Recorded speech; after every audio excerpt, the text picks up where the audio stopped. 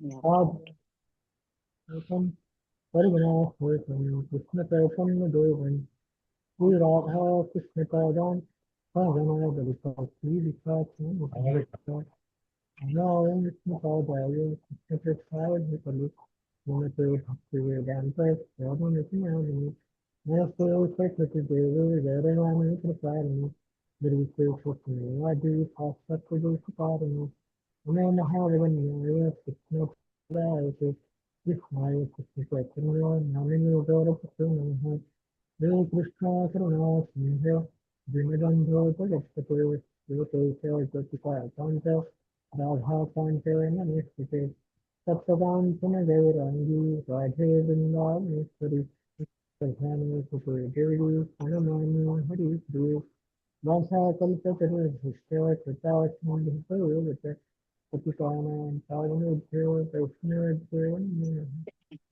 श्रीकृष्णचैतन्यः प्रभु नित्यानन्द श्री अद्वैत गदाधर श्रीया साधुगौरभक्तवृन्द हरे कृष्ण कृष्ण कृष्ण हरे हरे हरे हरे राम राम राम हरे हरे हरे कृष्ण तर आज आपण असा श्लोक घेणार आहोत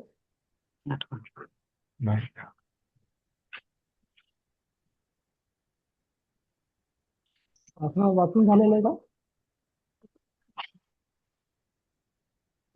9वा चालू आहे प्रभूजी. नाही आहे का 8वा झालाय. अच्छा. नाही ना एकच ना. मंत्र 9 अंधं कमप्रविशन्ति ये बुद्ध्यामितासते तो भूय इव ते तमो य उदित्यान्तसा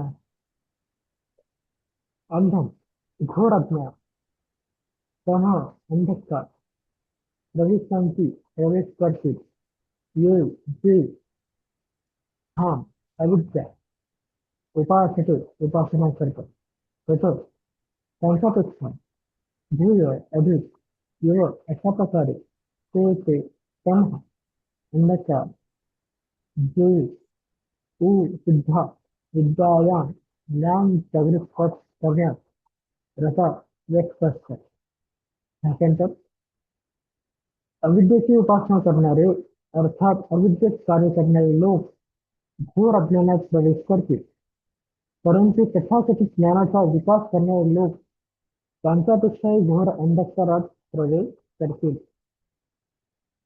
Yes, yes.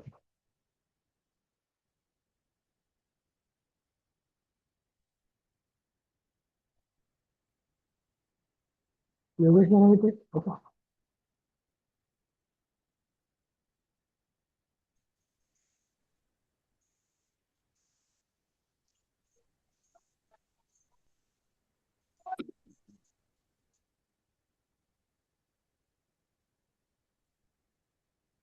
हे असं येते लिहून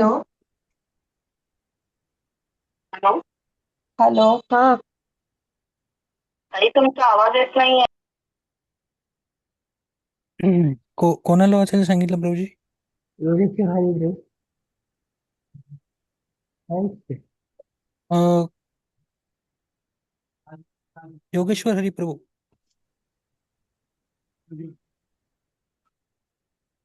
म्यूट अनम्यूट करा.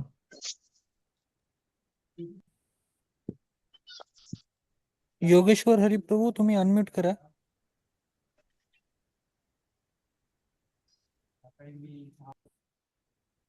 वाचा. हरे कृष्ण. अरे एक मिनिट प्रभू, काही थोडं दिसत नाही. ठीक आहे मग दुसऱ्यांदा हा वाचू का प्रभूजी? दिसतोय आता. या मंत्रात विद्या आणि अविद्या यांची तुलना केली आहे. अविद्या किंवा अज्ञान निश्चितच धोकादायक आहे, परंतु चुकीचे किंवा दिशाभूल करणारे ज्ञान त्याहून अधिक धोकादायक असते. श्री ईशोपनिषदातील हा मंत्र गतकाळापेक्षा सद्यस्थितीसाठी अधिक समर्पक आहे. आधुनिक संस्कृती लोकशिक्षणाच्या क्षेत्रात खूप प्रगत आहे, पण परिणामी लोक पूर्वीपेक्षाही अधिक दुःखी आहेत. कारण जीवनातील सर्वात महत्त्वपूर्ण अंग अर्थात आध्यात्मिकतेकडे दुर्लक्ष करून भौतिक प्रगतीवर अवास्तव भर दिला जात आहे. विद्येसंबंधी सांगावयाचे तर पहिल्या मंत्रात स्पष्ट सांगितले आहे की भगवंत प्रत्येक वस्तूचे स्वामी आहेत आणि या सत्याची विस्मृती हेच अज्ञान होय. मनुष्य हे सत्य जितके विसरतो तितका तो अधिक अंधकारात राहतो. या दृष्टीने पाहिले तर शिक्षणाच्या तथाकथित प्रगतीत अग्रेसर होणारी नास्तिक संस्कृती तिच्याहून कमी शिक्षित संस्कृतीपेक्षा अधिक धोकादायक आहे. कर्मी, ज्ञानी आणि योगी असे मनुष्याचे निरनिराळे वर्ग असतात. इंद्रिय भोगाच्या कार्यात मग्न असणाऱ्यांना कर्मी म्हणतात. आधुनिक संस्कृतीत 99.99% लोक औद्योगिकरण, आर्थिक प्रगती, समाजसेवा, राजकारण इत्यादी नावाखाली केवळ इंद्रिय भोग करीत आहेत. पहिल्या मंत्रात वर्णन केलेल्या भगवत भावनेचा अपवाद वगळता वरील सर्व कार्य कमी अधिक प्रमाणात इंद्रियाच्या संतुष्टीकरिता केली जातात. भगवद्गीतेच्या 7व्या अध्यायातील 15व्या श्लोकात भाषेत इंद्रिय भोगी लोक मूढ किंवा गाढव आहेत. गाढव मूर्खपणाचे प्रतीक आहे. श्री ईशोपनिषदाप्रमाणे इंद्रिय सुखाकरता व्यर्थ धडपड करणारे लोक अविद्येची उपासना करीत असतात आणि शैक्षणिक प्रगतीच्या नावाखाली जे अशा प्रकारच्या संस्कृतीला मदत करतात ते स्थूल इंद्रिय भोग करणाऱ्यापेक्षा अधिक नुकसान करीत आहेत. निरीश्वर लोकांनी केलेली शैक्षणिक प्रगती नागाच्या फणावरील बहुमूल्य मण्याइतकीच धोकादायक असते. मणी विभूषित नाग मणी नसलेल्या नागापेक्षा अधिक धोकादायक असतो. हरिभक्ती सुधोदय 3.11.12 या ग्रंथात नास्तिक लोकांनी केलेल्या शैक्षणिक प्रगतीची तुलना प्रेतावरील रत्नमालांच्या सजावटीबरोबर केली आहे. इतर देशाप्रमाणे भारतातही काही लोक प्रेतयात्रा काढतात. शोकाकुल नातलगांना बरे वाटावे म्हणून अशी यात्रा काढण्याचा प्रघात आहे. अगदी त्याचप्रमाणे आधुनिक संस्कृतीमधील कार्य ही भौतिक जगातील अविरत दुःखे झाकण्याकरता लावलेले एक ठिगळच म्हणावे लागेल.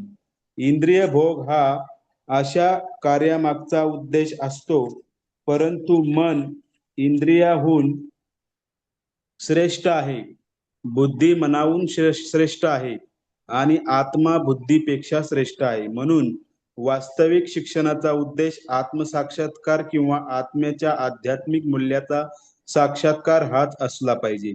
ज्या शिक्षणाने या उद्देशाची प्राप्ती होत नाही त्याला अविद्याच म्हटले पाहिजे. अशा अविद्येचा विकास करणे म्हणजे अज्ञानाच्या घोर अंधकारातच जाणे होय. भगवद्गीतेप्रमाणे 2.42 7.15 भ्रांत संसारी शिक्षकांना वेदवाद रत आणि माया अपहत ज्ञान असे म्हणतात.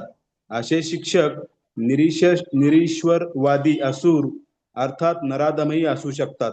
जे वेदवाद रत असतात ते वैदिक शास्त्राचे प्रकांड विद्वान असल्याचा आव आणतात, परंतु दुर्दैवाने ते वेदाच्या ध्येयापासून दूर गेलेले असतात.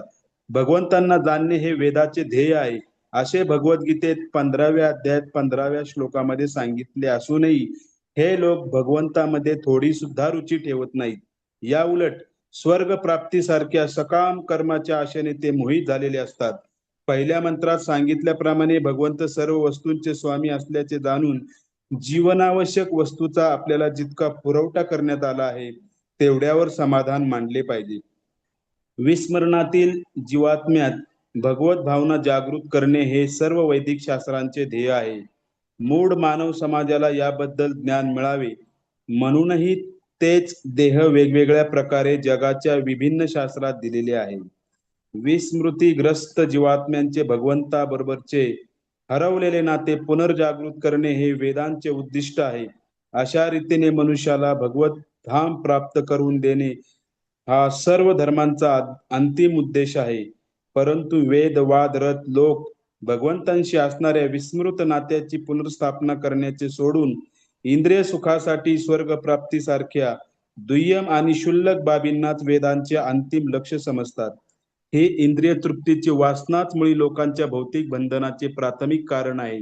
असे लोक वेदांचे चुकीचे अर्थ लावून लोकांची दिशाभूल करतात. सामान्य लोकांकरता वेदांवरील विश्वसनीय अशी स्पष्टीकरणे असणाऱ्या पुराणांची सुद्धा हे लोक कधी कधी निंदा करतात. वेद वादरत लोक महान आचार्यांच्या अधिकारांची उपेक्षा करून वेदांवर स्वतःची स्पष्टीकरणे देतात. तसेच त्यांच्यापैकी एखाद्या कपटी मनुष्याला निवडून वैदिक ज्ञानाचा अग्रगण्य प्रचारक म्हणून त्याची जाहिरात करतात. विद्यायामृत असे अगदी योग्य शब्द वापरून या मंत्रात अशा लोकांची कडक निंदा करण्यात आली आहे. वेद हे सर्व ज्ञानांचे उगमस्थान असल्यामुळे विद्यायाम म्हणजे वेदांचे अध्ययन आणि रत म्हणजे व्यस्त. विद्यायाम रता म्हणजे वेद अध्ययनात व्यस्त राहणारे. वेदांच्या तथाकथित अनुयायांची या ठिकाणी निंदा करण्यात आली आहे, कारण आचार्यांची अवज्ञा केल्यामुळे त्यांना वेदांच्या वास्तविक देहाचे ज्ञानच नसते. वेद वादरत लोक स्वतःच्या हेतू पुष्ट्यर्थ वेदांच्या प्रत्येक शब्दांचे अर्थ शोधित असतात. मात्र वैदिक शास्त्रे म्हणजे एक असामान्य ग्रंथसंचच आहे आणि तो समजावण्याकरता गुरु शिष्य परंपरा आवश्यक असते हे त्यांना माहीत नसते. वेदांचा दिव्य संदेश समजण्यासाठी आपण एका प्रामाणिक आध्यात्मिक गुरुकडे गेले पाहिजे, अशी मुंडकोपनिषदाची 1.2.12 आज्ञा आहे. परंतु या वेदवादरत लोकांचे स्वयं घोषित आचार्य असतात. या आचार्यांचा दिव्य गुरु शिष्य परंपरेशी काही संबंध नसतो. अशा रीतीने वेदांचा विपरीत अर्थ लावल्यामुळे ते घोर अज्ञानाच्या दिशेने अग्रेसर होत असतात.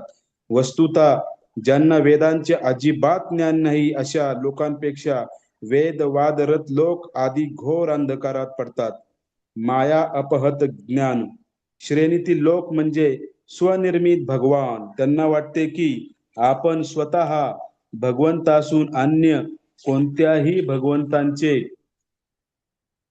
पूजन करण्याची गरज नाही. एखादा मनुष्य श्रीमंत असला तरी त्याची पूजा करण्यास ते होकार देतील, परंतु भगवंतांची पूजा कधीही करणार नाहीत. स्वतःचा मूर्खपणा ओळखण्यात असमर्थ असल्यामुळे त्यांना भगवंत आपल्याच मायाशक्तीच्या बंधनात कसे काय पडू शकतील हे समजत नाही. भगवंत जर स्वतः मायेच्या बंधनात असतील तर मायाशक्ती त्यांच्यापेक्षा अधिक शक्तिमान ठरली असती. हे लोक असेही म्हणतात की भगवंत शक्तिमान आहेत, तेव्हा सर्व शक्तिमान भगवंत मायेच्या प्रभावाखाली येण्याची शक्यताच नाही हा विचार ते करीत नाहीत. असे स्वनिर्मित भगवान वरील प्रश्नांची कधीच स्पष्ट उत्तर देऊ शकत नाही. आपण भगवान झालो आहोत यावरच ते संतुष्ट असतात.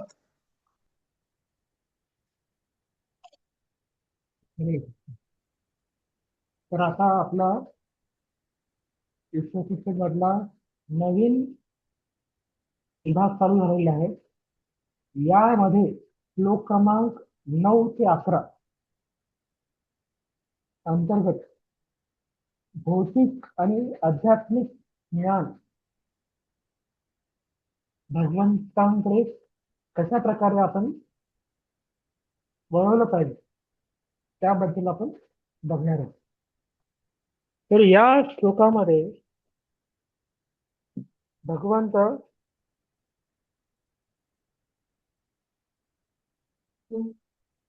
जे अविद्येची उपासना करतात त्यांचं गंतव्य स्थान काय हे सांगतायत, आणि त्याचबरोबर जे विद्येची उपासना करतायत पण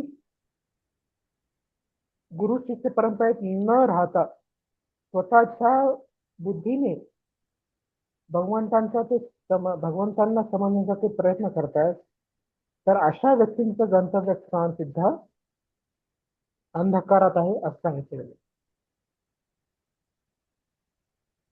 तर मग आपल्याला आश्चर्य वाटेल की ज्या जे आहे त्यांचं पण तेच स्थान आहे, जे शिकलेले आहेत त्यांचं पण तेच स्थान आहे, असं कसं होईल? हम्म. तर ह्याचं उत्तर प्रभुपाद देत आहेत की एक व्यक्ती मूर्ख आहे, त्याला काही ज्ञान नाही, अशा मूर्ख व्यक्तीकडनं काही चुकीचं कार्य होतं तर त्याला शिक्षा मिळते. जसा चोर आहे तो चोरी करतो तर त्याला शिक्षा मिळते. पण एखादा पोलीस असेल, त्याने चोरी केली तर त्याला अजून जास्त शिक्षा मिळते. एका चोरापेक्षा जास्त शिक्षा एका पोलिसाला, जो चोरी करतो त्याला जास्त शिक्षा मिळते, कारण त्या पोलिसाचं कर्तव्य आहे की देशाच्या नीती नियमांचे पालन करायला काहीतरी. पण तोच जर चोरी करायला लागला तर मग त्याला शिक्षा सामान्य चोरापेक्षा जास्त. हम्म. तर आर्मी मध्ये जे सैनिक आहेत त्यांच्याकडनं काही देशाच्या विरोधात कार्य झालं तर त्यांना कोर्ट मार्शल अशी कडक शिक्षा होती. का शिक्षा होते त्यांना जास्त? कारण हे त्यांच्याकडनं अपेक्षित नाही. त्यांचं कर्तव्य आहे देशाच्या संविधानाचं रक्षण करणे, पण तीच जर लोक देशाच्या संविधानाच्या विरुद्ध कार्य करतील तर त्यांना अजून जास्त शिक्षा मिळेल. तर इथं जी व्यक्ती, ज्या व्यक्तीला आध्यात्मिक गोष्टींचं ज्ञान आहे पण त्या आध्यात्मिक गोष्टीचा ज्ञान त्याचा गैरवापर ते करतात, ते स्वतःला भगवंत मानतात किंवा आध्यात्मिक ज्ञानाचा उपयोग स्वर्गप्राप्ती किंवा अशा भौतिक इंद्रियतृप्तीसाठी करतात, तर त्या लोकांना अजून जास्त शिक्षा होते. तर त्यांना म्हटलं माया अकृत ज्ञान, त्यांचं ज्ञान हे मायेने आवृत्त झाले. तर प्रभुपाद उदाहरण देत आहेत की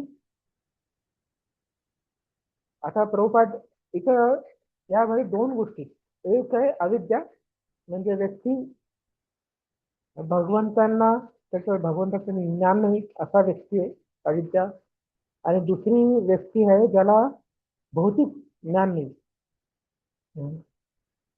तर अशी दोन्ही लोक त्यांना भगवत भक्तीकडे वळवणं जरा सोपं आहे, कारण त्यांच्याकडे ज्ञानच नाही.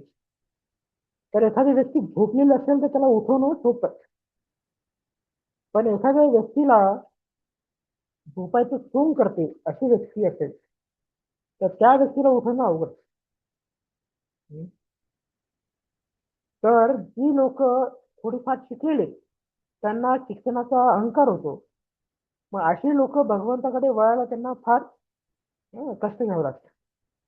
किंवा जी लोक विद्वान आहेत आणि त्या विद्वत्तेचे त्यांच्यात अहंकार आहे, तर अशा लोकांना भगवंताकडे वळणं अवघड जातं. जसं वृंदावनामध्ये याजिक ब्राह्मण होते, ते विष्णूच्या प्रसन्नतेसाठी, आणि वृंदावनातल्या वनामध्ये जंगलामध्ये भगवंत आणि त्यांच्या ग्वाल बालांना भूक लागली, तर भगवंतांनी त्यांच्या जे संगडीत बाकीचे जे गोप आहेत त्यांना या ब्राह्मणाकडे पाठवलं. त्यांना सांगितलं की कृष्ण आणि बलरामांना भूक लागलेली, त्यांच्यासाठी काही प्रसाद भगवंतासाठी काही भोग द्या असं त्यांना विचारलं.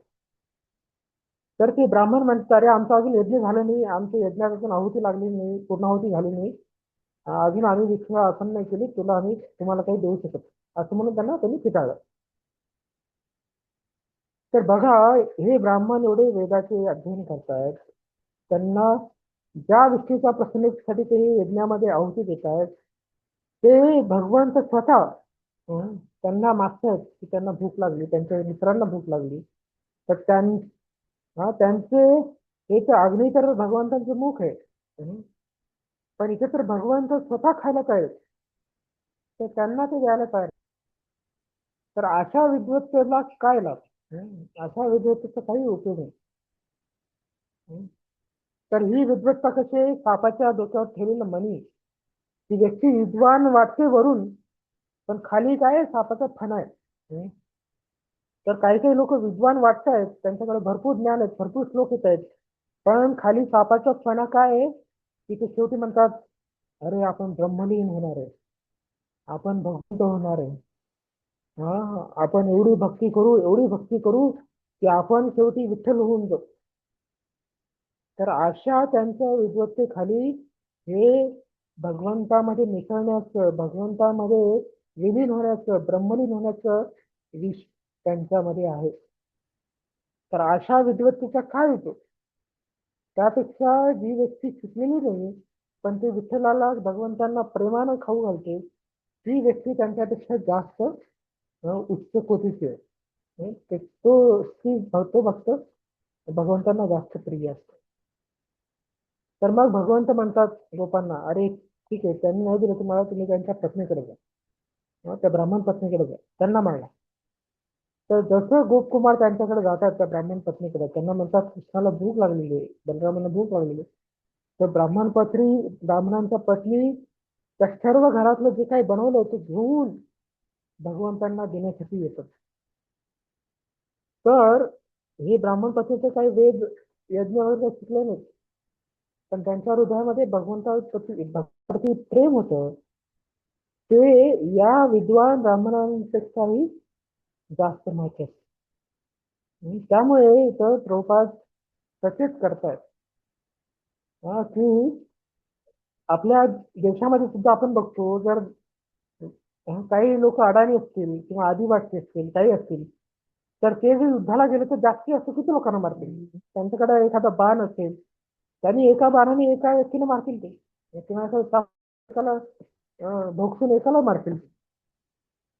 पण शहरामधले विद्वान शास्त्रज्ञ लोक ते असे हुशार असतात, अशा प्रकारचे बॉम्ब बनवतात की तो बॉम्ब टाकला तर जे युद्ध करतायत, जे युद्ध नाही करत आहे, सगळेच जण मरून जाते. तर अणुबॉम्ब वगैरे अशी उत्पत्ती करतात ते एवढे शिकलेले असतात, एवढे शिकलेले असतात की ते अणुबॉम्ब बनवतात ज्याने पूर्ण जगाचा नाश होईल. तर हे विद्वान लोक चांगले का ते आदिवासी जे शिकलेले नाहीत ते चांगले? तर धोका कोणाकडनं जास्त? तर धोका आहे जास्त जो शिकलेला आहे त्याच्याकडे.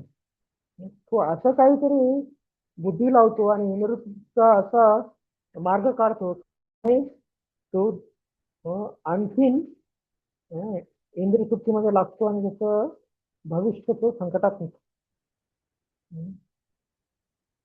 तर यासाठी तर भौतिक जगामध्ये सुद्धा कोणी जास्त विद्वान असेल, पण त्याला जर कल्याण कशात आहे हे जर माहीत नसेल, तर त्याच्या विद्वत्तेचा तो आणखी दुरुपयोग करतो.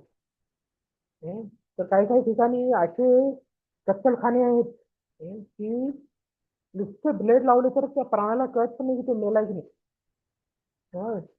तर पहिले लोक हाताने कत्तल करायचे, तर त्यांना वेळ होता. तर आता पशूंना मारण्यासाठी कत्तलखाने, ऑटोमॅटिक कत्तलखाने बनवले त्यांनी. तर अशा अघोरी कार्यासाठी ही लोक आपली डोकं वापरतात आणि त्यामुळे त्यांच्यावरती आणखीन पापाचं ओझं वाढतं. तर अशा विद्वानापेक्षा एखादा मूर्ख व्यक्ती चांगला. तर जो अविद्यक आहे तो एखाद्या वेळेस परवडतो, पण ज्याच्याकडे विद्या आहे तो त्या विद्येचा चुकीचा वापर करून तो आणखीन स्वतःवरती पापाचे ओझे वाढून घेतो.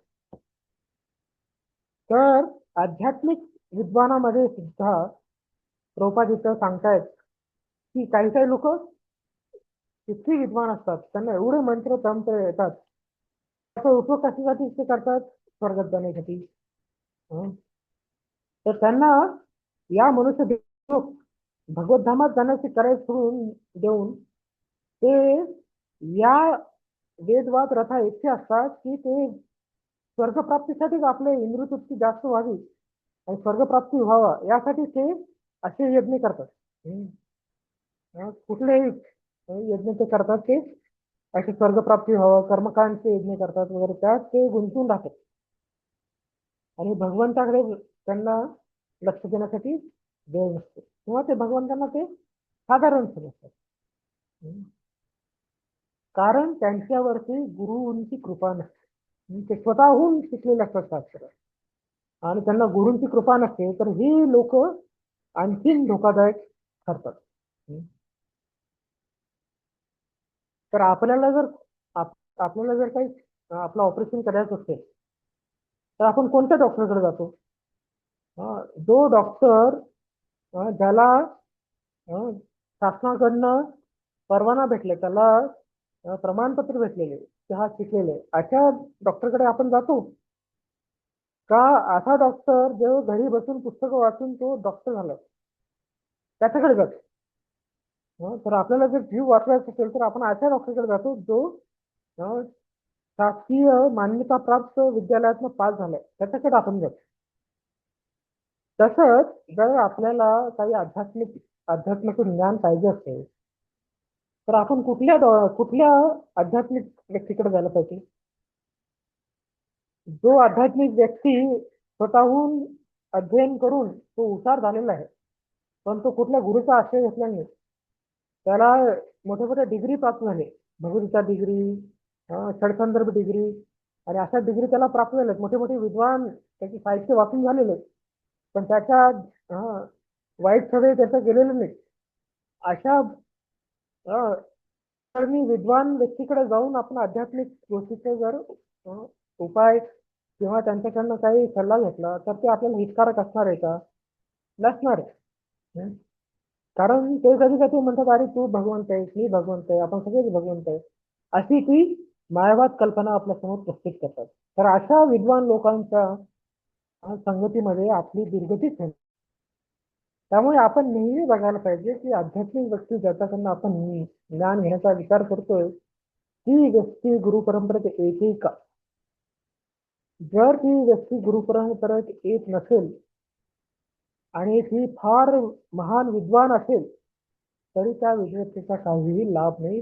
त्या विद्वान व्यक्तीकडनं घेतलेला सल्ला आपल्याला अलाभित ठरणार, त्याचा आपल्याला तो लाभदायक ठरणार नाही. त्यासाठी इथं भगवंत आपल्याला चेतावणी देत आहेत की अविद्येमुळे सुद्धा तुझा नाश होईल. अशा विद्वान लोकांचा जर आपण संग घेतला जे भगवत भक्तीमध्ये संलग्न नाही, फक्त ग्रंथ वाचून ते विद्वान झालेले, अशा लोकांची जर आपण शरणागती घेऊ तरी आपलं कल्याण होणार नाही आणि त्या लोकांचं तरी होणारच. तर त्यांना शास्त्राचं जे सार आहे ते त्यांना माहित नसतं, कारण ते परंपरेत त्यांनी ज्ञान न घेतल्यामुळे त्यांना शास्त्राचं काय हेतू आहे ते त्यांना कळणार नाही. त्यामुळे भगवंतांच्या भक्तांकडनं आपण ज्ञान घ्यायला पाहिजे. एवढं परंपरा प्राप्त, भगवंत म्हणतात परंपरेत जे प्राप्त झाले ते ज्ञान घ्यायला पाहिजे. जर कुणी व्यक्ती म्हणत असेल माझा ऐका माझा ऐका, मी सांगतो ते ऐका, तर आपण त्यांना विचारलं पाहिजे, ठीक आहे मी तुझं ऐकेन पण तू कुणाचं ऐकतो ते सांग. तो म्हणे मी कुणा माझंच मनाचं ऐकतो, तर ऐकण्यात काही लाभ आहे का? नाही. तर भगवंत म्हणताय तद्विधी प्रणिपातेने परिप्रश्न उपदेश ज्ञानम जाणीने सत्य. तुम्ही अशा लोकांचे शरण घ्या ज्यांना जे परंपरेत येत आहेत, ज्यांना तत्व माहीत आहे. तर अशा लोकांकडून आपण ज्ञान घ्यायला पाहिजे, ज्ञान प्राप्त करायला पाहिजे. जी लोक स्वतःच्या बुद्धिबळावरती त्याद्वारे त्या आध्यात्मिक मार्गामध्ये आता अशी इतकी लोकांना आता हा आध्यात्मिक शिकवणे हा एक त्यासाठी मोठा व्यवसाय झालेला. गीता भागवत सप्ताह, गीतावरती अध्ययन, गाथेवरती अध्ययन, अभंगावरती प्रवचन, असे ते लोक देत राहतात. कशासाठी? पोटापाण्यासाठी. हं? त्याला फी लावतात ते, किंवा त्यांच्याकडनं पैसे उगाळून घेतात. हं? आणि लोकांच्या करमणुकीसाठी ते त्यामध्ये भरपूर अध्यात्म सोडून बाकीच चर्चा करतात. नाव आहे कार्यक्रमाचं भागवत कथा, पण त्यामध्ये भगवंतांचं काही न चर्चा करतात, दुसरंच काहीतरी करतात. कॉमेडी करणे किंवा हसणे वगैरे असल्या गोष्टी करणे. लोक सत्संग म्हणून जातात आणि तिथे काय होते? त्याची निंदा कर, त्याची निंदा कर, अशा गोष्टी लोक हसून फरक येतो. त्यामुळे जो वक्ता आहे त्याचं पण कल्याण नाही आणि जे श्रोते त्यांचं पण कल्याण नाही. आणि काही काही व्यक्ती विद्वान असतात, पण ते काय म्हणतात, तुम्ही अशी भक्ती करा, अशी भक्ती करा की तुम्ही सर्व एका दिवशी विठ्ठल व्हाल, तुम्ही भगवंत व्हाल.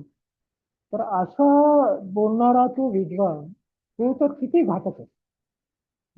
तो कॉमेडी करणारा प्रवचनकार त्याच्यापेक्षा हा जो विद्वान आहे हा तर आणखीन भयंकर आहे. जो कॉमेडी करणारा विद्वान आहे तो तर ऍटलीस्ट आपल्याला हसू घातलं, त्यांनी भगवंताबद्दल काही चुकीचं तर बोललं नाही, मायावत तरी बोलला नाही. पण हे जे विद्वान स्वतःला समजतात आणि ते भगवंत निराकार आहेत आणि भगवंत मायेत आहेत, आपण मायेत आहोत, आपण एका दिवशी भगवंत येऊ, आपल्यावरती मायेचे गले गेल्यानंतर आपण भगवंत येऊ, हे समजून घ्या, ब्रह्मलीन व्हा, अशा ज्या चुकीच्या कल्पना ते पसरवतात आणि स्वतःला ते विद्वान समजतात. तर अशा लोकांपासून समाजाला जास्त नुकसान होतं, मूर्ख व्यक्तीपेक्षा जास्त. अशा तथाकथित विद्वानांना लोकांना जास्त नुकसान होतं. त्यासाठी प्रभुपाद इथे सावधानतेचे इशारा देतात आपल्याला की जर कोणी आध्यात्मिक संप्रदायामध्ये आलेला असेल, व्यवसाय म्हणून तो प्रवचन करत नसेल, एक पैसे कमवण्याचं उद्योगाचे साधन म्हणून तो भक्ती करत नसेल, अशा प्रामाणिक भक्त ज्याला गुरु शिष्य परंपरेतून तो आलेला आहे, अशा व्यक्तीचं आपण सणी झालं पाहिजे. नाहीतर सगळेजण स्वतःला आध्यात्मिक समजतात, घरात माळा घालतात, डोक्यावर टिळा लावतात, पण त्यांचा उद्देश काय आहे? भौतिक सुख वाढवणे. तर अशा व्यक्तींपासून आपण स्वतःला देत होईल. तर बाकीचे लोक तो व्यवसाय करतात, पण अध्यात्माचा व्यवसाय करणारी ही लोक साधा व्यवसाय करून लोकांना लुबाडतायत. लोक त्यांच्यापेक्षा आध्यात्मिक ज्ञानाचा व्यवसाय करून लोकांना लुबाडणारी लोक हे जास्त त्यांना त्यांना भगवंताकडे शिक्षा मिळते. तर त्यासाठी तर भगवंतांनी सावधानतेचा इशारा दिलेला की तुम्ही विद्वान बना, पण गुरु परंपरेतले विद्वान बना आणि जे ज्ञान भगवंतांनी दिले जसं तसं आपण लोकांना दिलं. भगवंत एक सांगतायत आणि आपण दुसरं काय ते सांगतोय आणि नाव त्यांचं घेतोय. तर असं चुकीचं ज्ञान पसरवणं हे समाजाला धोका देणार आहे. त्यामुळे अशा लोकांना आणखीन शिक्षा होते. त्यामुळे भगवंत म्हणतात माया अपुत ज्ञान आश्रय त्यांना. तर अशी लोक त्यांना आखरी शरीराची प्राप्ती होते. त्यामुळे इथं आपल्याला अविद्या आणि विद्या या दोघांनाही नरकात पाठवलं जातं असं सांगितलेलं. तर ही विद्या कोणती आहे? वरकरणी प्राप्त झालेली विद्या. पारंपरिक शिक्षा गुरु संप्रदायातून प्राप्त झालेली विद्या ही दैवी विद्या आहे. ही आध्यात्मिक म्हणजे या अशा पुस्तकी ज्ञानासारखं ते ज्ञान साक्षात्कार प्राप्त झालेले ज्ञान. तर शुद्ध भक्तांकडून आपल्याला जे ज्ञान प्राप्त होतं ते त्यांचे साक्षात्कारच ते बोल असतात. नुसतं बुद्धीला जास्त ग्रहणशक्ती त्यांच्याकडे जास्त मेंदू चांगला आहे म्हणून जास्त श्लोक पाठ, अशा लोकांकडनं ज्ञान मिळवण्याला काही अर्थ नाही. एकही श्लोक त्यांना साक्षात्कार झालेला नाही, पण भरपूर त्यांना लक्षात आहे. अशा नुसतं पुस्तकी ज्ञान प्राप्त झालेल्या व्यक्तींकडनं ऐकण्यात काही लाभ नाही.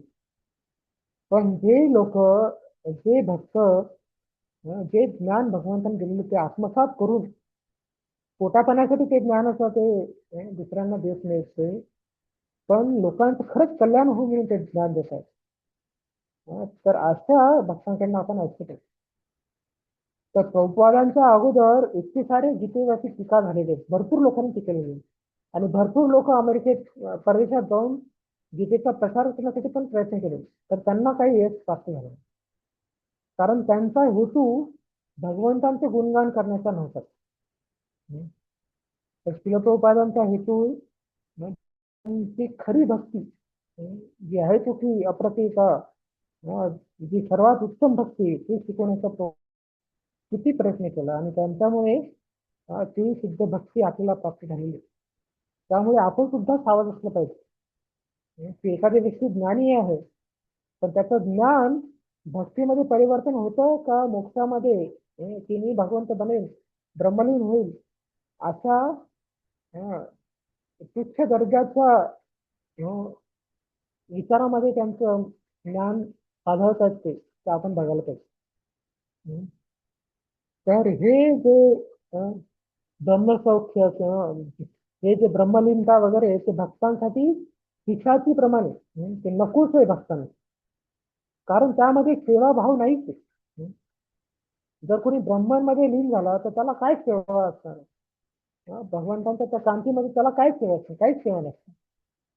शांती एवढंच त्याला मिळणार. तर असली शांती आपल्याला नको. त्यापेक्षा भगवंतासाठी आपण चिंता केलेले चांगले. भगवंतांना उद्या कसला भोग लावू, भगवंतांना कशा प्रकारे मी ड्रेसिंग करू, भगवंतांचा प्रचार कसा होईल, अशी या शांतीपेक्षा चांगली. तर त्यामुळे इथं भगवंतांनी आपल्याला सावध केलेले विद्या जी भगवत भक्ती विरहित असलेली विद्या, ही दोन्हीही आपल्याला करत टाकणारी आहे, असं या श्लोकामध्ये भगवंतांनी आपल्याला शिकवलं.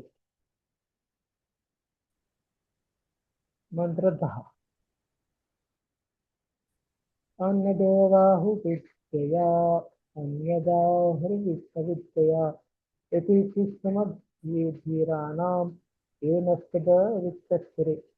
अन्य एव निश्चित आहू म्हटले आहे की विद्यया विद्येने, अन्य आहू म्हटले आहे अविद्यया अविद्येने, इति त्या प्रकारे सुषम हे ऐकले धीराना धीर पुरुषाकडे, ये जे न आम्हाला तत् ते वित्तस्थिरे वर्णन केले. भाषांतर विद्वज्जनांनी सांगितले आहे की हे एका प्रकारचा परिणाम होतो आणि अविद्येमुळे वेगळ्या प्रकारचा परिणाम होतो.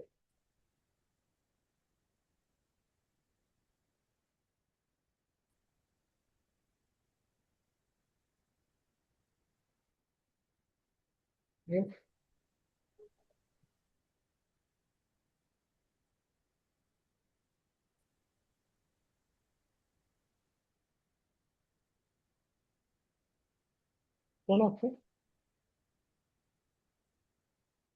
वाचत नाही प्रभूजी.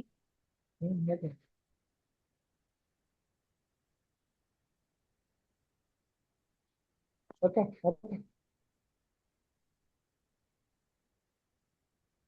वाचू का? हो वाचाय ना.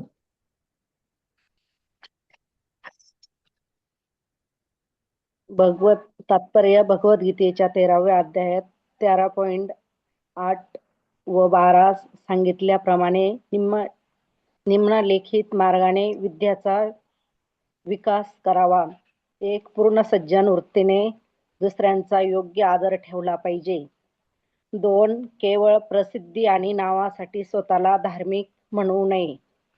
3 काया वाचा आणि मन यांच्या कृतीने इतरांच्या दुःखाचे कारण बनू नये.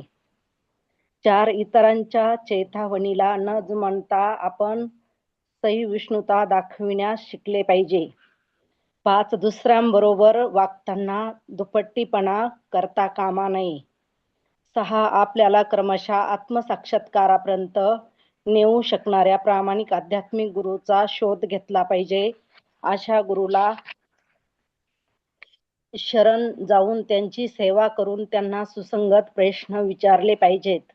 7. आत्मसाक्षात्काराच्या स्तरावर पोहोचण्याकरिता शास्त्रात दिलेल्या नियमाचे पालन केले पाहिजे.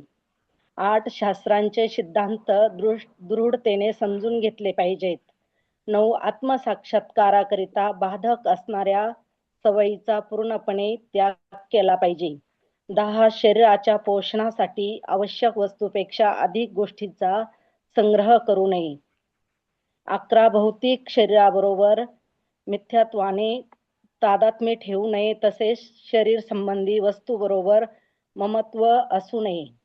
12. आपण ध्यानात ठेवले पाहिजे की जोपर्यंत हे भौतिक शरीर आहे तोपर्यंत जन्म, मृत्यू, वृद्धावस्था आणि रोग या दुःखांना सामोरे गेलेच पाहिजे. शरीराच्या क्लेशापासून मुक्त होण्यासाठी उपाययोजना करण्यात काहीच लाभ नाही. म्हणून आपले आध्यात्मिक स्वरूप पुन्हा प्राप्त होईल असे साधन शोधून काढणे ही सर्वात चांगली गोष्ट आहे. 13. आध्यात्मिक प्रगतीसाठी जीवनावश्यक गरजांपेक्षा जास्त वस्तूची आसक्ती ठेवू नये. 14. पत्नी, मुले, घरावर शास्त्रयुक्त आज्ञेपेक्षा अधिक आसक्ती ठेवू नये. 15. इष्ट किंवा अनिष्ट गोष्टींनी सुखी किंवा दुःखी होऊ नये, कारण या भावना केवळ मनोनिर्मित आहेत. 16. भगवान श्रीकृष्णांचा अनन्य भक्त होऊन एकाग्र चित्ताने त्यांची सेवा करावी. 17. आध्यात्मिक प्रगतीसाठी शांत आणि प्रसन्न वातावरण असलेल्या निर्जन ठिकाणी राहण्याबद्दल अभिरुची निर्माण करावी. गर्दीच्या वस्तीत जेथे अभक्त जमतात अशा ठिकाणी टाळावे. 18. शास्त्रज्ञ किंवा तत्वज्ञानी होऊन आध्यात्मिक ज्ञानात संशोधन करावे. असे करताना लक्षात ठेवावे की आध्यात्मिक ज्ञान शाश्वत आहे, तर भौतिक ज्ञान शरीराच्या मृत्यूबरोबर समाप्त होते. वरील 18 मुद्दे मिळून खरे ज्ञान विकसित करण्याची एक क्रमिक विधी तयार होते. हे मुद्दे सोडले तर बाकी सर्व पद्धती अविद्येत जमा होतात. श्रील भक्तिविनोद ठाकूर या महान आचार्यांनी म्हटले आहे की सर्व प्रकारची भौतिक विद्या निव्वळ मायेचे वैभव आहे व असे ज्ञान संपादन करणारा मनुष्य गाढवापेक्षा अधिक श्रेष्ठ नाही. हाच सिद्धांत आपल्याला श्री ईशोपनिषदात सापडतो. भौतिक ज्ञानाचा विकास करून आधुनिक मनुष्य केवळ गाढव बनत चालला आहे.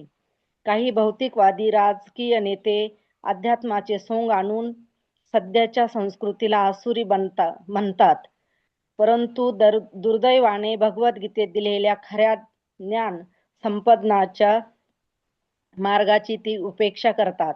अशा प्रकारे ते या आसुरी परिस्थितीत सुधारणा आणू शकत नाहीत.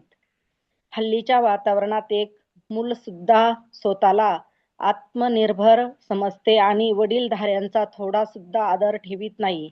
आपल्याला विश्वविद्यालयातून दिल्या जाणाऱ्या चुकीच्या शिक्षणामुळे संपूर्ण जगातील मुले वडीलधाऱ्या लोकांकरिता एक डोकेदुखी होऊन बसली आहेत. श्री ईशोपनिषद इशारा देते की अविद्येच्या संस्कृती ज्ञानापेक्षा वेगळी आहे असे म्हणण्यास हरकत नाही. विश्वविद्यालया केवळ अविद्येची केंद्रे झाले आहेत व परिणामस्वरूप दुसऱ्या राष्ट्रांना पूर्णपणे नष्ट करण्यासाठी शास्त्रज्ञ विनाशकारी अस्त्रांचा शोध लावण्यात व्यस्त आहेत. आजकाल विश्वविद्यालयातील विद्यार्थ्यांना ब्रह्मचार्याचे नियमाचे शिक्षण दिले जात नाही व तसेच त्यांचा शास्त्रीय आदेशावर विश्वास देखील नसतो. धर्माचे शिक्षण केवळ नाव व प्रसिद्धीसाठी देण्यात येत आहे, व्यवहारात आणण्यासाठी नव्हे. अशा प्रकारे सामाजिक व राजकीय क्षेत्रातच नव्हे तर धार्मिक क्षेत्रात सुद्धा शत्रुत्व आढळते. सामान्य लोकांना देण्यात येणाऱ्या अविद्येच्या शिक्षणामुळे जगाच्या विविध भागात राष्ट्रवादाला ऊत आला आहे. कोणी असा विचारच करीत नाही की पृथ्वी ही असीमित अंतराळात तरंगणाऱ्या अनेक गोळ्याप्रमाणे एक जड पदार्थांचा गोळा आहे व अंतराळाच्या विस्ताराच्या तुलनेने हे गोळे हवेतील धुलीकणासारखेच आहेत. स्वतः भगवंतांनी हे पूर्णपणे गोळे निर्माण केल्यामुळे ते अंतराळात तरंगण्याची पूर्ण व्यवस्थाही त्यांनीच केली आहे. आमच्या अंतराळयानाच्या चालकांना त्यांच्या यशाचा गर्व वाटत असेल, परंतु ज्यांना आपण ग्रह समजतो त्या विशाल आणि अस्त्र यानाच्या चालकांचा ते विचारही करत नाहीत. आकाशात अगणित सूर्य आणि अगणित ग्रहाण लोकही आहेत. परमेश्वराचे सूक्ष्म अंश या नात्याने आपण सर्व क्षुद्र जीव या अनंत ग्रहावर नियंत्रण करण्याचा प्रयत्न करतो. यामुळेच आपण सतत जन्म आणि मृत्यूचा अनुभव घेतो व प्रत्येक जन्मामध्ये वृद्धावस्था व आजार येऊन आपल्याला वैफल्य येते. मनुष्याचे आयुष्यमान 100 वर्षापर्यंत ठरलेले असते, तरी ते हळूहळू 20 किंवा 30 वर्षापर्यंत घटत चालले आहे. आणि अविद्येच्या संस्कृतीची कमाल म्हणजे या अल्पशा काळात चांगल्या प्रकारे इंद्रिय सुख भोगण्याकरिता मूर्ख लोक ठिकाणी स्वतःची राष्ट्रे निर्माण केली आहेत. असे मूर्ख वेगवेगळ्या योजना आखून देशाच्या सीमा जास्तीत जास्त निश्चित करण्याचा प्रयत्न करतात. याच कारणामुळे प्रत्येक देश दुसऱ्या देशाकरिता चिंतेचा विषय बनला आहे. देशाची 50% अधिक शक्ती संरक्षणावर खर्च होऊन वाया जाते. विद्येची कोणीही जोपासना करीत नाही व तरी देखील लोकांना भौतिक आणि आध्यात्मिक ज्ञानात प्रगती केल्याचा गर्व आहे. श्री ईशोपनिषद या दोषपूर्ण शिक्षण पद्धतीच्या बाबतीत आपल्याला सावधान करते आणि भगवद्गीतेच्या खऱ्या ज्ञानाचा विकासासंबंधी उपदेश देते. या मंत्रात स्पष्टपणे सांगितले आहे की विद्या एक धीर पुरुषाकडून घेतली पाहिजे. मोहाने जो विचलित होत नाही त्याला धीर म्हणतात. पूर्ण आध्यात्मिक साक्षात्कार झाल्याशिवाय कोणालाही धीर होता येत नाही. हा साक्षात्कार झाल्यावर धीर कोणत्याही वस्तूची इच्छा करीत नाही किंवा कोणत्याही वस्तूबद्दल शोक करीत नाही. भौतिक संसर्गाच्या योगाने जे भौतिक शरीर व मन प्राप्त केले आहे ते सर्व परके आहे आणि या परक्या वस्तूंचा जेवढा चांगला उपयोग होईल तेवढा तो करून घेतो. दिव्य अस्तित्व असणाऱ्या जीवात्म्याने भौतिक शरीर आणि मन स्वीकारून मोठी चूक केली आहे. जीवात्म्याचे दिव्य वैकुंठ लोकात खरी कार्य असतात, परंतु हे भौतिक जगत तर मृत आहे. सजीव आध्यात्मिक स्फुल्लिंग मृत पदार्थांच्या गोळ्यात वास करतात तेव्हा हे गोळे सजीव भासतात व मृत जगत जिवंत वाटते. प्रत्यक्षात भगवंतांचे अंश असलेले जीवात्मेच हे जग चालवित असतात. श्रेष्ठ अधिकारवंताकडून श्रवण करून हे सत्य जाणणाऱ्या लोकांना धीर म्हणतात. धीर पुरुषांना नियमाचे पालन करून या ज्ञानाचा साक्षात्कार होतो. नियमाच्या पालनासाठी एक प्रामाणिक आध्यात्मिक गुरुची शरणागती स्वीकारली पाहिजे. गुरुकडून शिष्याला दिव्य संदेश व नियम समजत असतात. हे ज्ञान अविद्येच्या शिक्षणाप्रमाणे दोषपूर्ण धोकादायक रीतीने येत नसते. भगवंताच्या संदेशांना प्रामाणिक गुरुकडून सवनीय ऐकूनच आपण धीर पुरुष होऊ शकतो. उदाहरणार्थ इकडे ये रे. काय बरं? भगवान श्रीकृष्णाकडून नम्रतेने श्रवण केल्यामुळेच अर्जुन धीर बनला. उत्तम शिष्य हा अर्जुनाप्रमाणे असला पाहिजे आणि गुरु हे भगवंताप्रमाणे असले पाहिजेत. धीराकडून विद्या संपादन करण्याची हीच विधी आहे. एक अधीर ज्याने धीर होण्यासाठी प्रशिक्षण घेतलेले नाही योग्य नेता होऊ शकत नाही. आधुनिक राजकारणी धीर असल्याचा बहाणा करतात, परंतु खरे पाहता ते अधीर आहेत. आपण त्यांच्याकडून खऱ्या ज्ञानाची अपेक्षा करू शकत नाही. त्यांचे लक्ष केवळ त्यांच्या मानधनावर असते. तेव्हा हे लोकांना आत्मसाक्षात्काराच्या मार्गावर कसे काय नेऊ शकतील? म्हणून खरी विद्या प्राप्त करण्यासाठी आपण धीराकडून नम्र भावाने श्रवण केले पाहिजे. हरे कृष्णा. तर आता या श्लोकामध्ये खरी विद्या त्याचा काय परिणाम होतो आणि अविद्या त्याचा काय परिणाम होतो त्याबद्दल सांगितलं. तर विद्या काय आहे हे जर आपल्याला घ्यायचं असेल तर आपण साक्षात भगवंताकडनं समजून घ्यायला पाहिजे. भगवंत श्रीकृष्ण गीतेमध्ये 12व्या अध्यायात श्लोक क्रमांक 8 ते 12 त्यामध्ये विद्येची व्याख्या करतात. तर भगवंतांनी विद्येची व्याख्या केली आहे,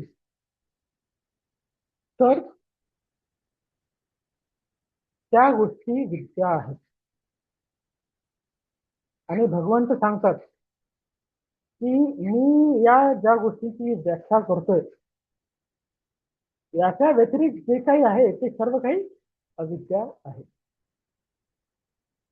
त्यामुळे बाकी गोष्टी या गोष्टींना सोडून बाकीच्या सर्व गोष्टी या अविद्येचे कारण आहे. तर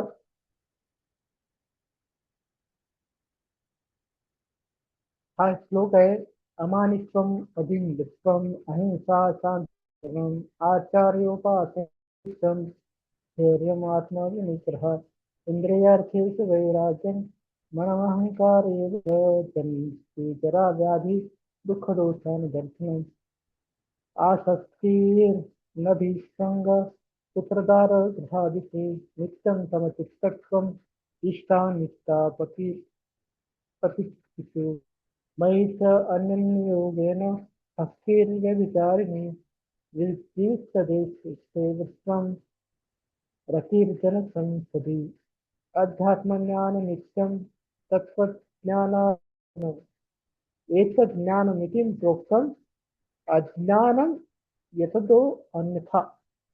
तर इथं भगवंत म्हणतायत एकच ज्ञानम निगम प्रोक्तम. मी हे जे काही सांगितलंय वरती 8व्या श्लोकापासून ते 11व्या श्लोकापर्यंत ते सर्व ज्ञान आहे. आणि अज्ञानम तो अन्यथा याच्या व्यतिरिक्त जे काही आहे ते सर्व काही अज्ञान आहे. तर तोबा सांगतायत की आध्यात्मिक जीवनामध्ये जर कोणी व्यक्ती म्हणते की मी आध्यात्मिक आहे, मी आहे, तर त्याला विचारायला पाहिजे की तू ह्या गोष्टी आत्मसात करण्याचा प्रयत्न करतोय का. जर कोणी व्यक्ती आध्यात्मिक जीवनामध्ये तो भक्त बनतोय आणि तो भांडणं करतोय, शिव्यागाळ करतोय, तर त्याला आपण म्हणू शकतो का? नाही म्हणू शकतो. तर जर कुणाला स्वतःला भक्त म्हणून घ्यायचंय आणि विद्वान म्हणून घ्यायचंय तर त्यांनी ह्या 8 गोष्टी पाहिजे, तर त्या आयुष्यात तुम्ही उतरायला पाहिजे. तर प्रभुपादांची कृपा आहे आणि आपल्याला प्रभुपादांनी एवढ्यापणे या गोष्टी काय आहेत ते इथं लिहून घेतलेलं. तर पहिला, पूर्ण सज्जन वृत्तीने दुसऱ्यांना योग्य आदर ठेवला पाहिजे. त्याच्यातून महाप्रभू सुद्धा सांगतायत, गुणवती कृतेन सर्वपी कैसना अमानिन मान देणं कीर्तनीय सदा हरी. आपल्याला कसं जगलं पाहिजे? दुसऱ्यांना आदर दिला पाहिजे आणि स्वतःला आदरची अपेक्षा ठेवली नाही. केवळ प्रसिद्धी आणि स्वतःला धार्मिक म्हणू नये. तर आपलं आचरण आणि आपला प्रचार त्यामध्ये तादात्म्य असलं पाहिजे. त्या प्रचारात एक आणि आचारात दुसरं, आचरणात दुसरं आपलं वागणं असेल तर त्या वागण्याला आपण, त्या व्यक्तीला आपण धार्मिक म्हणू शकतो. तो व्यक्ती प्रवचन देतोय, आपण नम्र बनलं पाहिजे, आपण सहिष्णू बनलं पाहिजे. आणि असा प्रवचन देणारा व्यक्ती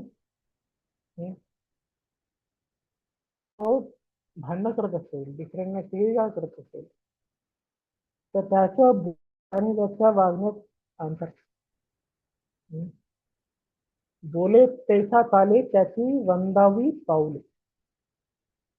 तर असं तुकाराम म्हणतो की जो बोलतो त्या प्रकारे चालतोय, तर अशा व्यक्तीला आपण पूजलं पाहिजे. नाहीतरी आजकालची लोक फक्त जोपर्यंत ते व्यासस्थानावरती आहेत तोपर्यंत धार्मिक असतात आणि जसे व्यासस्थान सोडून खाली उतरतात मग त्यांचं भौतिक आयुष्य चालू होतं.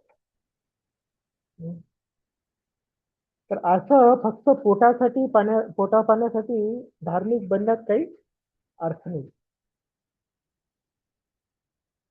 आणि तिसरा, काया वाचा मन यांनी इतरांच्या दुःखाचे कारण बनू नये. तर आपल्या बोलणे, आपल्या वागण्यामुळे आणि आपल्या विचारामुळे आपण दुसऱ्यांना दुःख देऊ. इतरांच्या चेतावणीला न जुमानता आपण सहिष्णुता दाखवण्याचा पाहिजे. जसं झाड, लोक आंब्याच्या झाडाला दगड मारतात. तर आंबे त्यांना काय, आंब्याचं झाड त्यांना काय देतं? आंबे देतं. बघा, विचार करा. कुणी जर आपल्याला दगड मारलं तर आपण काय त्यांना आंबे देऊ? पण झाड मात्र दगडाचा मार खाते पण त्या व्यक्तीला आंबे देते. मार खाय प्रेम दे, तर हे वैष्णवांचं लक्षण आहे. नित्यानंदना मारलं तर नित्यानंद त्यांना काय दिलं? कृष्ण प्रेम दिलं. जगामध्ये ना नित्यानंद काय, चैतन्य महाप्रभू तर सुदर्शननी त्यांना मारण्याचा विचार करत होते, पण नित्यानंद म्हणजे त्यांना मारू नका, त्यांना कृष्ण प्रेम. तर आपल्याला सुद्धा कोणी काही त्रास देत असेल तर आपण त्याचा वाईट भाव जर असं विचार करत असू तर आपल्यामध्ये आणि त्या व्यक्तीमध्ये काय फरक आहे? तर एक संत गंगेमध्ये आंघोळीला गेले, गंगेमध्ये स्नान करून ते बाहेर आले, तर एक द्वेष करणारा व्यक्ती त्यांच्यावरती ते फुकतो त्यांच्यावर. मग परत हे साधू जाऊन त्या गंगेत परत स्नान करून बाहेर येतो, हा व्यक्ती परत त्यांच्यावरती फुकते. तर असं तो व्यक्ती त्यांच्यात फुकत राहतो आणि हे भक्त गंगेत स्नान करून बाहेर येत राहतो. एवढं चुकतो की त्याच्या तोंडातली लाळ संपून जाते, त्याचं तोंड कोरडं पडतं. आणि साधू त्या गंगेत स्नान करून परत बाहेर येतो. तर त्यांना म्हणतो, काय तुम्हाला एवढं मी तुमच्यावरती चुकतोय, तुम्ही किती वेळा आंघोळ करता, तुम्ही रागवत का नाही माझ्यावर? तर ते साधू म्हणते की दुसऱ्यावरती चुकणं इतकी वाईट गोष्ट आहे, पण तू किती सातत्याने माझ्यावरती चुकत होत, तुझ्यात किती ती वाईट गोष्ट करण्यासाठी तुझ्यामध्ये किती प्रबल शक्ती होती, दृढ इच्छा होती. तर मला तुझ्याकडनं प्रेरणा भेटते की तू एक घाणेरडे काम करण्यासाठी इतका तत्पर आहे. आणि गंगेत स्नान करण्यासाठी पुण्य काही नाही. भगवंतांची भक्ती मिळते. भगवंतांच्या चरणापासून आलेली गंगा आहे, चरणामृत मध्ये आंघोळ करते. तर एवढं चांगलं गोष्ट आहे, ती करण्यासाठी मी किती कष्ट असले. तर ते म्हणतात की वाईट गोष्ट करायला तू इतका कष्ट करून तू वाईट गोष्ट करतोय, तर मी हे भक्तीचं एवढं चांगलं कार्य होते कारण किशाला माझं राहू. तर ते साधू त्या व्यक्तीला धन्यवाद देतात की म्हणतात तुझी कृपा आहे म्हणून मला एवढं वेळ गंगेत स्नान झालं. तर सहन केल्याने आपल्याला भगवंतांची कृपा प्राप्त होते. तर हे भक्तांचे एक गुण आहे. आणि पाचवं काय, दुसऱ्यांबरोबर वागताना कपटीपणा ठेवू नये. आपण त्यांना मिठी मारताना पाठ ऐकणं सुरस होतो. दुःखी भाव नाही ठरवायचे. डोळ्यात मिठी आणि पाठीमध्ये असलं वागणं नसतं.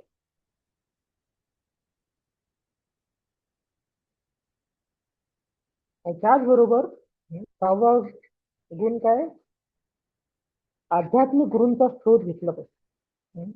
जसं आई वडिलांना मुलांना जर ट्युशन लावायचं असेल तर ते चांगला ट्युशन घेणारा शिक्षक कोण आहे, ज्याच्याकडे चांगले रिझल्ट आले असाच शिक्षक ते शोधतात, असेच ट्युशन लावतात ते मुलांना. तर मग आध्यात्मिक पाहिजे असेल तर आपण असं कुठल्याही व्यक्तीला गुरु म्हणून स्वीकार करू नये, तर त्यांची चांगली शोध घेऊन आपण अशा व्यक्तींना गेलं पाहिजे. आणि त्याचबरोबर आत्मसाक्षात्काराचा जर कोणी प्रयत्न करत असेल तर शास्त्राचं सुद्धा त्यांनी पालन केलं पाहिजे.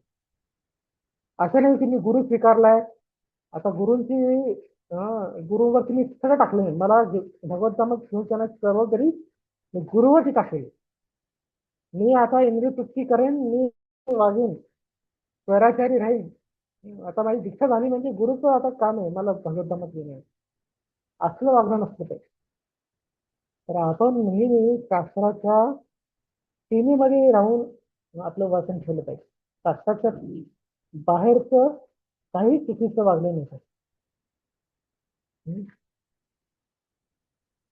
आणि 10वा गोष्ट, जेवढं आपल्याला लागतं तेवढं आपण आपल्याकडे ठेवलं पाहिजे.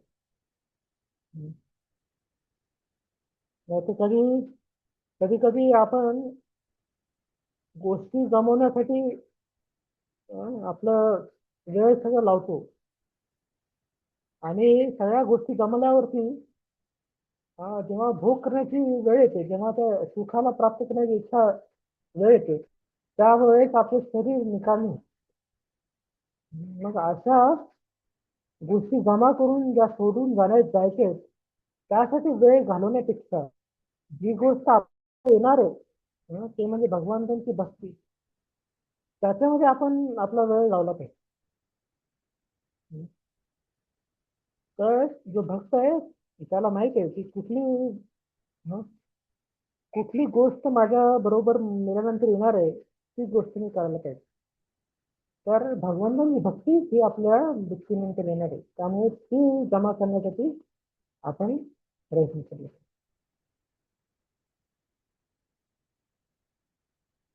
भौतिक शरीराबरोबर निश्चितपणे तादात्म्य ठेवणे, तसेच शरीरासंबंधी व्यक्तीबरोबर ममत्व असणे. तर आपण इंद्रिय तृप्ती आपल्या शरीराद्वारे करतो आणि त्याची जर विस्तार झाला तर आपण आपली इंद्रिय तृप्ती आपल्या कुटुंबांच्या सुखामध्ये आपण सुख मानतो, तर आपली इंद्रिय तृप्तीचा विस्तार झाला. तर अशा प्रकारे हे माझं आहे, हे दुसऱ्यांचं आहे, अशा भावनेमुळे, शारीरिक भावनेमुळे कधी स्वार्थी बनतो, दुसऱ्यांचं वाईट विचार करतो, आपला ममत्व आपल्या ठेवला नाही पाहिजे.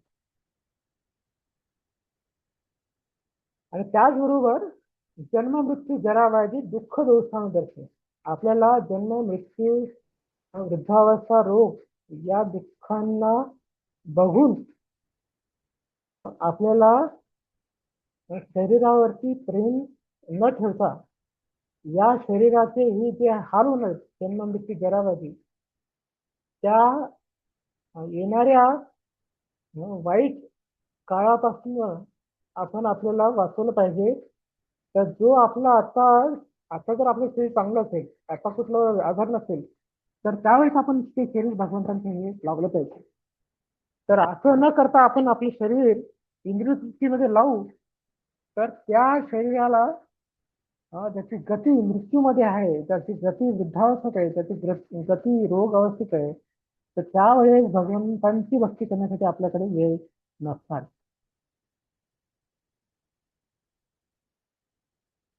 आणि आध्यात्मिक प्रगतीसाठी जीवनावश्यक गरजेपेक्षा जास्त वस्तूंची आसक्ती ठेवणे, तर हावरटपणा आपण ठेवणे, जेवढं लागतं तेवढंच आपण ठेवलं पाहिजे.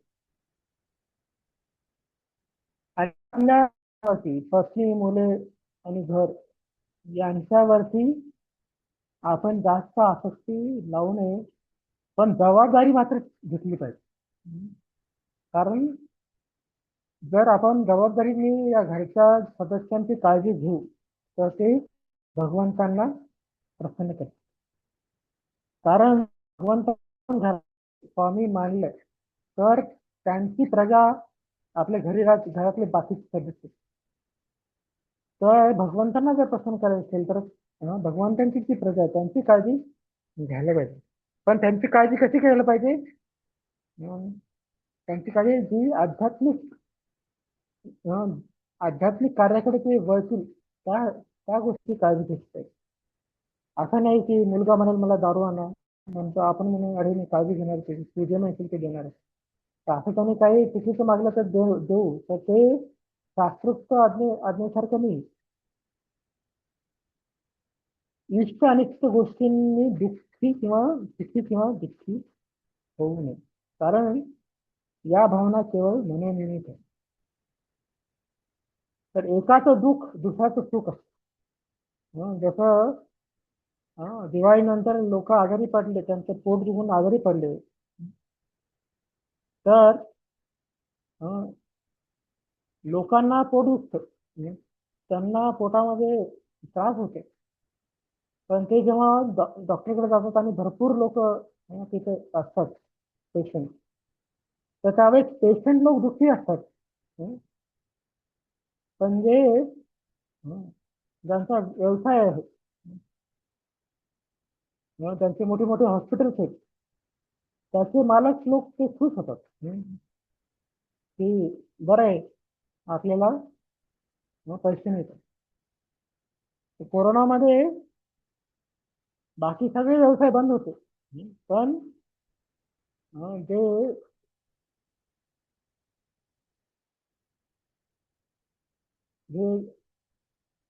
इस्पितळ वगैरे सगळे रुग्णालय वगैरे चालू, तर काही काही ठिकाणी तर त्या वेळेस लोकांची जी गरज होती, तर काही काही लोकांनी तर लोकांना लुबाडले. तर इथं हा व्यक्ती मृत्यूच्या गाडीत आहे आणि दुसऱ्यांना लुबाडतो. तर असं पण करावं नाही.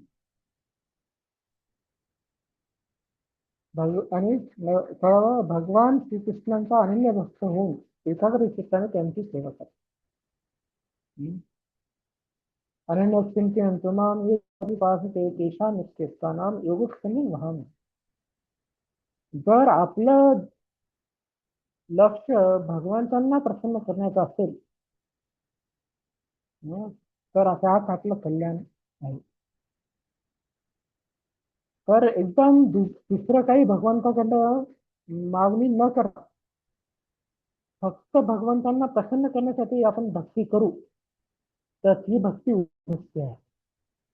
जेव्हा भगवंता मला तुमच्या बरोबर व्यापार नाही करायचा की मी काहीतरी मला आश्रय द्याल, मला काही मी वर मागेन ते वर पावते, त्यासाठी मी भक्ती नाही करत. मी भक्ती ती फक्त तुम्हाला प्रसन्न करण्यासाठी करतो. तर ह्याला म्हणतात अनन्य भक्त. म्हणजे त्याच्या मनात दुसरं अन्य कुठलाच विचार नाही. आणि 17 आध्यात्मिक विकासासाठी शांत आणि प्रसन्न वातावरण असलेल्या निर्जन ठिकाणी राहण्याबद्दल अभिरुची दाखवावी. गर्दीच्या वस्तीत ज्याच्या अभक्त जमतात अशा ठिकाणी जाऊ नये. तर गर्दीची ठिकाणी कुठे अभक्त कुठे लोक जमतात? क्रिकेट स्टेडियम मध्ये, तमाशामध्ये, सिनेमा थिएटर मध्ये आणि बाग बगीच्यामध्ये, तर अशा ठिकाणी लोक जमवतात तिथं सत्ता बाजार किंवा दारू जुगार खेळतात. अशा ठिकाणी लोकांची गर्दी. विचार करा, एवढे एकेका कितीतरी चित्रपट गृह असतात, तिथं पैसे देऊन लोक जातात आणि एकेका दिवसात कितीतरी शो असतात. तर असं नाही की त्यावेळेस लोकांना वाटत नाही की मला वेळ नाही. त्यांना जर आपण म्हटलं मंदिरात या, तर अरे आमच्याकडे वेळच नाही. वेळ आहे पण भगवंताप्रती आवड नाही, प्रेम नाही. जिथं प्रेम असतं तिथे वेळ आपोआप निघते. आणि मग पिक्चर बघायला त्यांना वेळ आहे, क्रिकेट बघायला त्यांना वेळ आहे, रात्रीची झोप सोडून रात्रीची सुद्धा जर डे नाईट क्रिकेट चालत असेल ते सुद्धा रात्रभर जागा राहून ते जागे राहतात. तर अशा गर्दीच्या आणि अभक्त ठिकाणी आपण जाण्याचे टाळत आहे. आणि जिथं भगवंतांचे भक्त आहेत किंवा जिथं आपल्याला भगवंतांचे नाव चांगल्या प्रकारे ऐकता येईल, वाचन करता येईल, अशा भगवंतांच्या ठिकाणी भगवंतांचं तिथं मंदिर किंवा अशा ठिकाणी आपण गेलं पाहिजे. तुकाराम महाराज कुठं जायचे साधना करायला? भंडारा डोंगरावरती जायचे. आणि तिथे त्यांच्या कीर्तनाला श्रोते कोण होते? वृक्षवल्ली आम्हा सोयरी माणिक. तर तिथली झाडं झुडपं आणि पक्षी यांना शुद्ध भक्तांचं कीर्तन ऐकायचं सौभाग्य भेटलं. तर शुद्ध भक्त असं बघत नाही की किती लोक माझं प्रवचन ऐकतात, किती लोक माझं कीर्तन ऐकतात, त्यावेळेस तुम्ही कीर्तन करता. कुणी असो नसो त्याचे भक्तिभाव आहे भगवंतासाठी तो प्रामाणिक असेल तर त्याला त्यामध्ये सुख मिळते.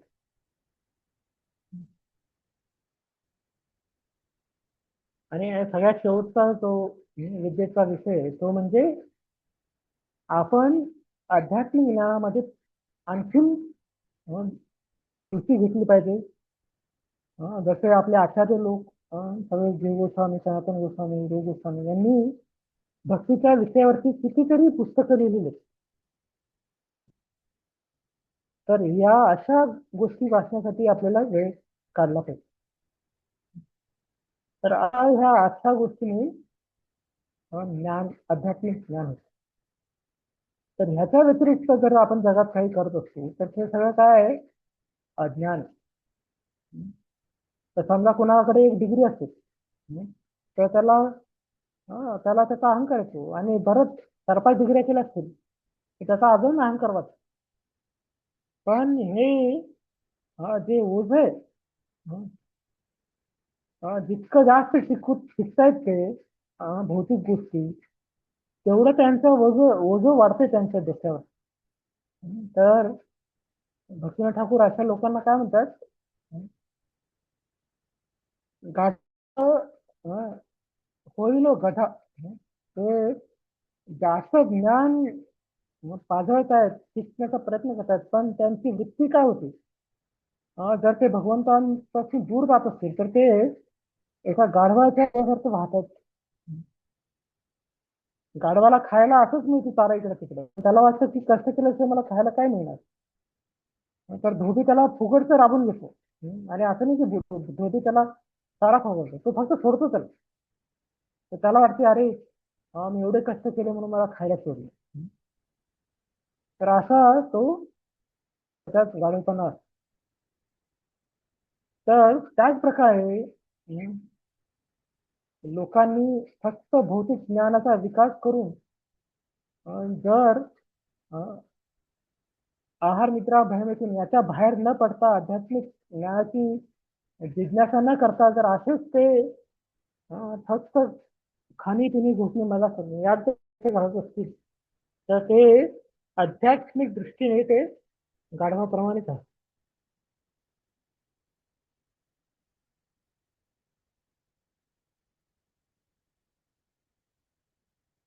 तर अशा प्रकारे हे इथं भगवंतांनी जे ज्ञानाची व्याख्या केलेली त्याचं प्रभुपादांनी विश्लेषण दिलेलं आहे. आणि त्याचबरोबर आता प्रभुपाद सांगतायत की भौतिक ज्ञान घेणाऱ्या व्यक्तींची काय आहे. तर हे जे 18 सद्गुण आहेत याच्या विपरीत लोकांचं वागणं असणार आहे. तर प्रभुपाद सांगतायत शास्त्र जर शिकायचं तर नम्र व्हावं लागतं. पण जर भौतिक जर ते अज्ञान जर शिकायचं असेल तर तिथे लोक कसे होतात? अहंकारी होतात. तर ते गुरूंना शरणागती जाण्यापेक्षा गुरूंना ते तुच्छ समजतात. त्यांच्या गुरुप्रती आदर नसतो, आईवडिलांप्रती आदर नसतो. तर असे अनादर करण्याची वृत्ती त्यांच्यात येते. तर प्रभुपाद सांगतायत की जे भगवत भक्तीमध्ये जर ते भगवत भक्तीचा ज्यांनी स्वीकार नाही केला, त्यांचं वागणं ह्या विपरीत होतं. तर विद्येचं सगळ्यात पहिलं लक्षण काय? विद्या विनयेन शोधत. ज्या झाडांना फळं लागतात ते झाडाच्या फांद्या वाकलेल्या असतात. तर अशा प्रकारे ज्या लोकांमध्ये विद्वत्ता असते असे लोक स्वाभाविकपणे नम्र असतात. त्यांना विद्येचा कधीच गर्व नाही होत. उथळ पाण्याला खळखळाट असतात. पण काही लोक 4-5 श्लोक पाठ झाले आणि त्यांना 4-5 गोष्टी कळत असतील तर ते मग खुशालच्या मारत दुसऱ्यांना खाली पाडून बोलून.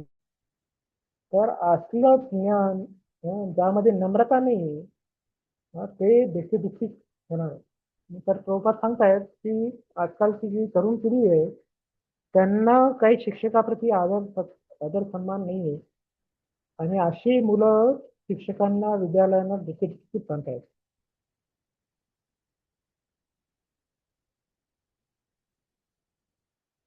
तर आपण जोपर्यंत लोकांना आध्यात्मिक ज्ञान देणार नाही तोपर्यंत त्यांच्यात एकी होणार नाही.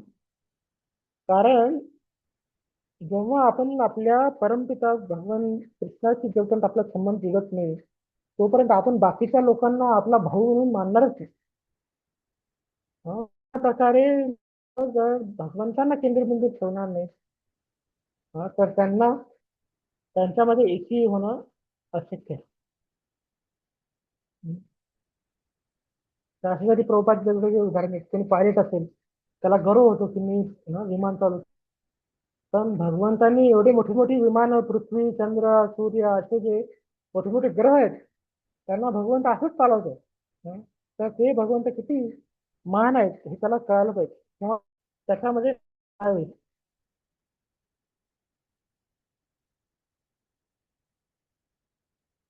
आणि मग प्रभुपाद सांगतात की माझी ही सीमा आहे तिथे देश आहे माझं हे देश आहे. अशा प्रकारे लोक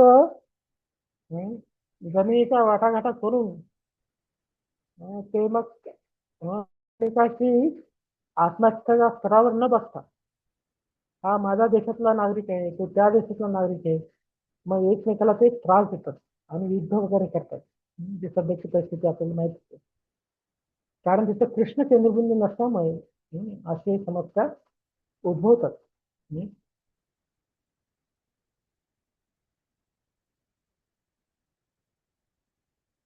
तर अशा प्रकारे मग प्रभुपाद परत समजवतात की कशा प्रकारे एखाद्या प्रामाणिक व्यक्तीला जर आध्यात्मिक ज्ञान प्राप्त करायची इच्छा असेल तर त्यांनी प्रामाणिक गुरुकडनं जाऊन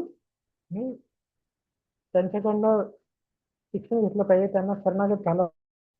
तर अशा भक्तीला प्रवीण प्राप्त झालेले जे गुरु आहेत त्यांच्याकडनं जेव्हा व्यक्तीला ज्ञान प्राप्त होतं तर अशी व्यक्ती धीर बनते. याच्या भरपूर ठिकाणी व्यसनमुक्ती केंद्र आहेत. भरपूर ते लोकांचे व्यसन सोडवण्याचा प्रयत्न करतायत. पण लोकांना आजार झाला तरी व्यसन सुटत नाही किंवा अशा व्यक्तीची केंद्रावर जाऊन त्यांचं व्यसन सुटत नाही.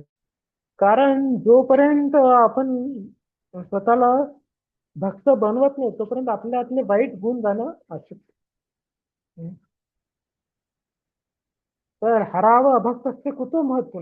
जर कोणी भगवंतांचा भक्त नसेल तर त्याचे चांगले गुण असतात. पण जर एखादा भगवानाचा भक्त झाला तर त्याच्यातल्या वाईट गोष्टी आपोआप चालल्या जातील आणि असा मनुष्य भीत होते. तर मृगारी पहिले प्राण्यांना मारून टाकायचे.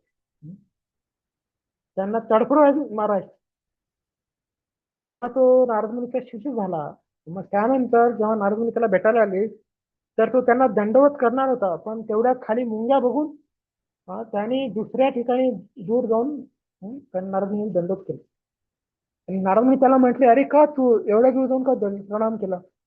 तर तो त्यांना म्हणतो की मुंग्या होत्या. तर बघा जी व्यक्ती प्राण्यांना अर्धमरे करून मारायची, त्यांची हत्या करायची, ती व्यक्ती साधू संतांच्या संगतीचा लाभ झाल्याने एका मुंगीला सुद्धा मारायला तुमची इच्छा नाही. तर हे आध्यात्मिक शिक्षणाचा परिणाम आहे. आणि भौतिक शिक्षणाचा परिणाम काय? लोकांना मुंगीसारखं मारू. तर हे ह्याचा उलट असणार आहे. आध्यात्मिक शिक्षणामुळे व्यक्ती मुंगीला सुद्धा मारत नाही, पण भौतिक ज्ञानाच्या गर्वाने लोक माणसाला सुद्धा मारायचं काही कमी करत. तर अशा प्रकारे लोक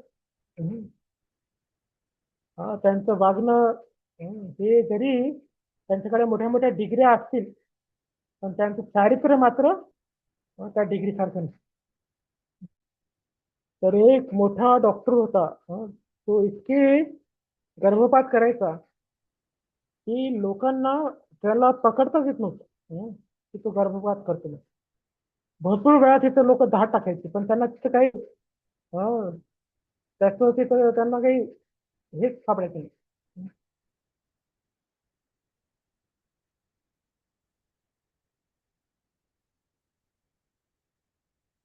पुरावाच सापडायचा नाही त्यांना की हा गर्भपात करतो. तर मग पोलिसांनी एक कट रचला. आपणच एक रुग्ण म्हणून जायचं आणि त्याच्याकडनं गर्भपात करून घ्यायचा आणि बघायचं की तो कशा प्रकारे त्याची पुरावे नसतं. तर ते डॉक्टर काय करायचं, गर्भपात झाल्यानंतर ते जे गर्भ आहे ते कुत्र्यांना खाऊ घालायचं. त्यांच्या घरामध्ये 4-5 कुत्री होती, ते खाऊन 10 झाले. त्याच्यामुळे पुरावाच भेटत नाही. तर बघा, विचार करा की ह्या व्यक्तीला सरकारने एवढ्या मोठी डिग्री दिली डॉक्टर म्हणून, ज्याचं कर्तव्य आहे लोकांचा जीव वाचवा, पण आता चारित्र्य नसल्या कारणाने, त्याच्याकडे डिग्री मोठी आहे पण चारित्र्य नसल्या कारणाने ती व्यक्ती कशा प्रकारे पाप मार्गाला लागते. तर अशा प्रकारे काही काही नेते असतात, निवडणुका येतात तर ते दान करतात. लोकांना कसं दान करतात? दारूच्या बाटल्या, ह्याच्या पाट्या, त्याच्या पाट्या. तर बघा, त्यांच्याकडे पैसा एवढा आहे, पण चारित्र्य नसल्या कारणाने त्यांचं दान कसल्या अघोरी कार्यासाठी लागतं. तर भक्त नसलेल्या व्यक्तीकडे कसले चांगले गुण असतात? तर जो भगवंतांचा भक्त आहे त्याच्यामध्ये सर्व चांगले गुण असतात. तर जी व्यक्ती भगवंतांची भक्ती करते ती व्यक्ती धीर होऊ शकते. तर आपल्याला जर धीर बनायचं असेल तर आपण पण अशा महान जे भगवंतांचे भक्त आहेत त्यांच्याकडनं ज्ञान अर्जन करायला पाहिजे. त्यामुळे आपलं काय, जसं आपण आता विश्वप्रिय प्रभुपादांकडनं सर्व शिकतो, तर यामुळे आपलं कल्याण होणार. जे भगवंतांचे एवढे परम भक्त आहेत त्यांच्याकडनं आपल्याला हे जे ज्ञान येते त्याद्वारे आपल्या आचरणात सुद्धा चांगले त्याचे पडसाद पडतील. तर प्रभुपादांच्या संगतीमुळे अमेरिकेतले जे लोक रोज 4 नियम तोडायचे, असे लोक भगवंतांचं नामस्मरण करून भगवंतांना शरणागत केले आणि त्यांच्या जीवनाचं कल्याण झालं. तर मग आपल्यासारख्या भारतात जन्मलेल्या लोकांना तर इतकी मोठी सुवर्ण संधी आहे. तर आपण या ज्ञानाचा लाभ घेऊन हे जे आध्यात्मिक ज्ञान आहे जे भगवंतांनी आपल्याला सांगितलेले ते आपण अवगत करण्यासाठी आपण त्यामध्ये धडपड करायला पाहिजे आणि त्यासाठी प्रयत्न करायला पाहिजे. तर मग आपलं कल्याण होऊ शकतं. मंत्र 11. विद्यां च यस्तद्वेदो भयं सः अविद्यया मृत्युं तीर्त्वा विद्यया अमृतमाप्नोते. विद्या खरा ज्ञानाला, स आणि अविद्येला स आणि यह जो मनुष्य तत् ते वेद जाणतो उभयम दोन्ही सह बरोबर अविद्यया अज्ञान प्राप्त करण्याने मृत्यू वारंवार दिसते तिरका पार करून विद्येया ज्ञान प्राप्त करून अमृतम अमरत्व अश्नुते उपभोगते. जो मनुष्य विद्या आणि अविद्या एकाच वेळ जाणतो तो जन्ममृत्यूच्या फेऱ्यातून मुक्त होऊन अमरत्वाच्या पूर्ण वरदानाचा आनंद उपभोगतो. Yes. वाचत असते.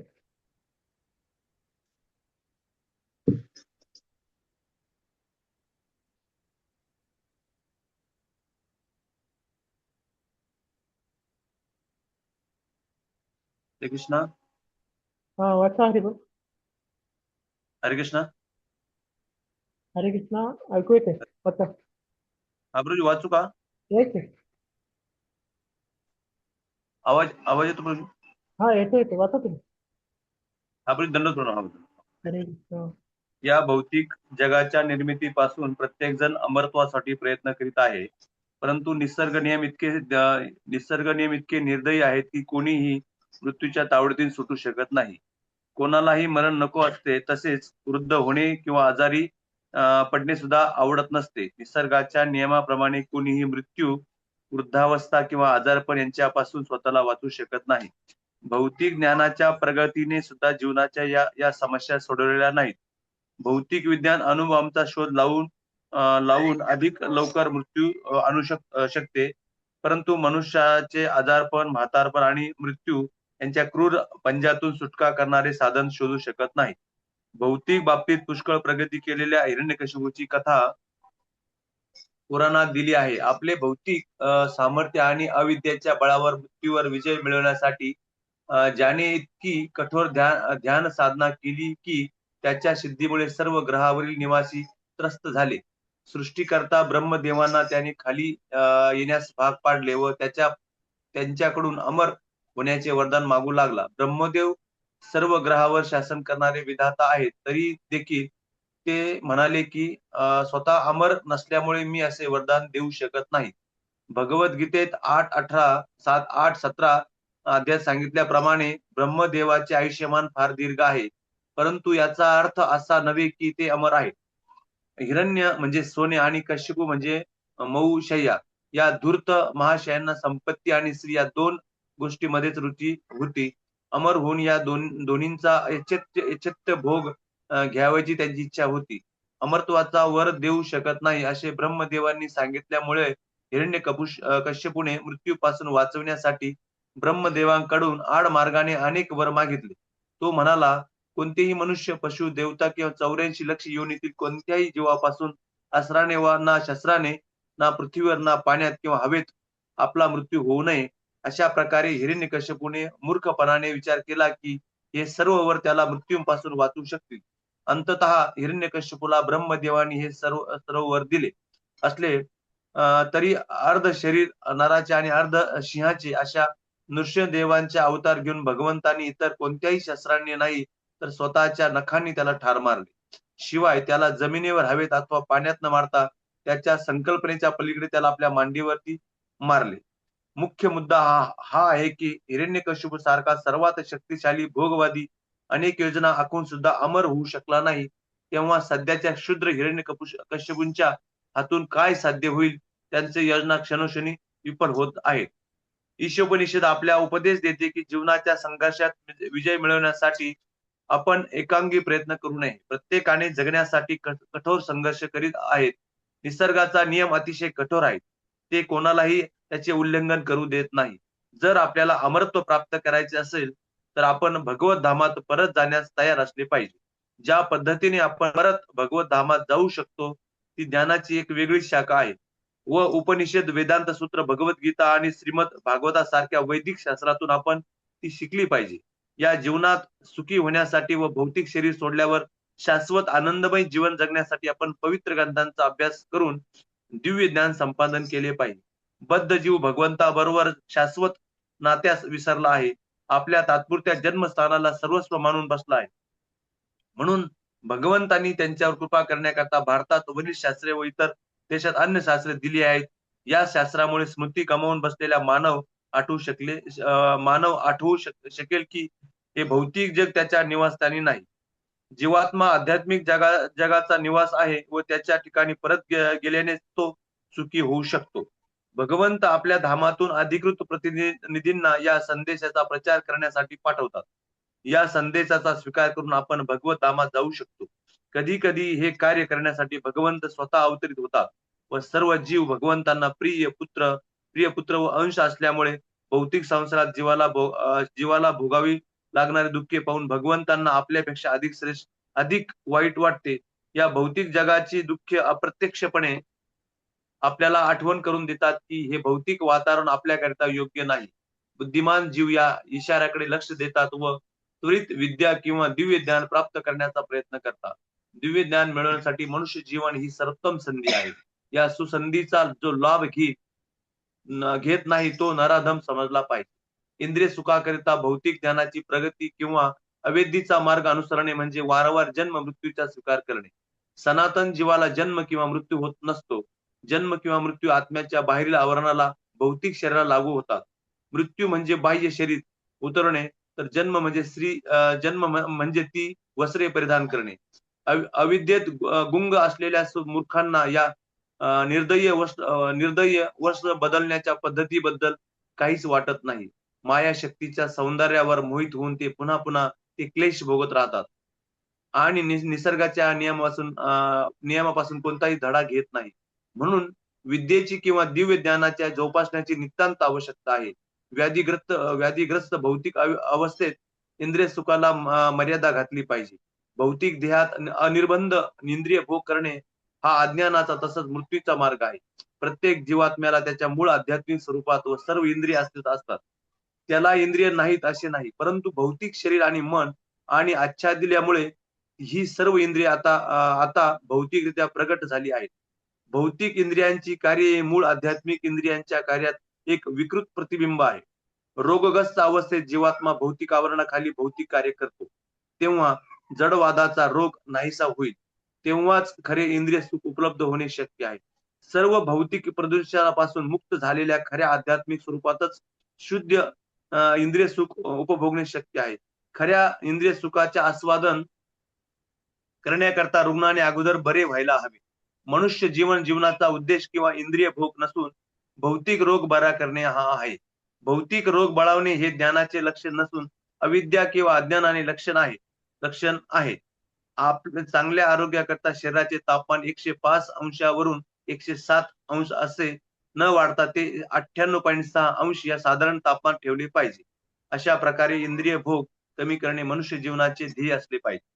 अणुऊर्जेच्या रूपात आधीपासूनच 107 अंशापर्यंत पोहोचलेल्या भोगवादी संस्कृतीचा आधुनिक प्रवृत्ती म्हणजे तापमान फनफनलेल्या भौतिक अवस्थेत अधिक वाढवणे.